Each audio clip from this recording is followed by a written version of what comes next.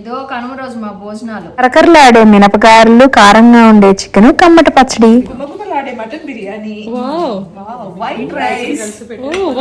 White గా ఉంది white rice. ఇది చికెన్ కర్రీ, ఇది అరటికాయ పులుసు. తెలీదా? డౌట్ గా చెప్తున్నారు. అరటికాయ సొరకాయ.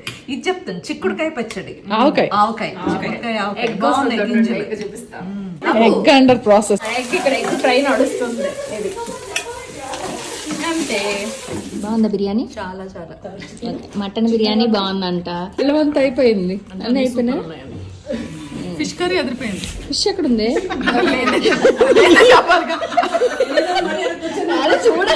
ఇంకా బిర్యానీ ఎలా ఉంది? కమ్మగా ఉంది, బాగుంది.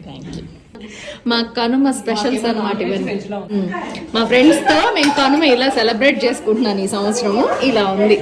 ఎగ్ కర్రీ కూడా ప్రాసెస్ అయిపోయి టేబుల్ మీదకి వచ్చేసింది. ఇది మా కనుమ స్పెషల్.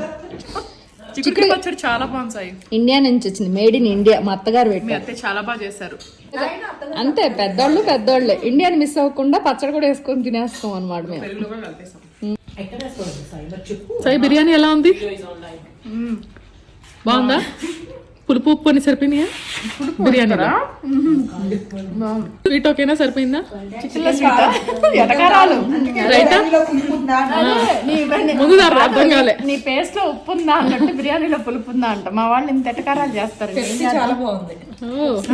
పెప్సీ కంపెనీ వాడికి ప్రమోషన్, అది పెప్సీ బాగుందంట. నేను చేయట్లేదు, వాళ్ళు చేస్తున్నారు. రైతాల పప్పు సరిపోయిందా? చిక్కగా ఉందా?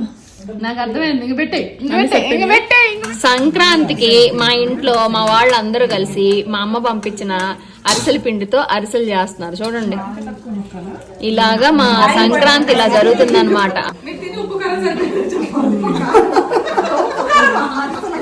కాదు, ఈరోజు అంతా పులుపు దగ్గర పులుపు అంటుంది, పులుపు దగ్గర తీపి అంటుంది.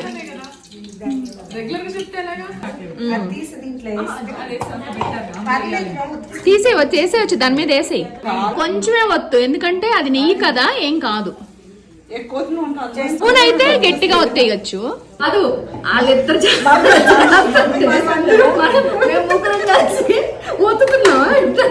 చెప్పి లడ్డు ముద్ద, అరిసె ముద్ద చెయ్యటం, అరిసెలు వాతకం.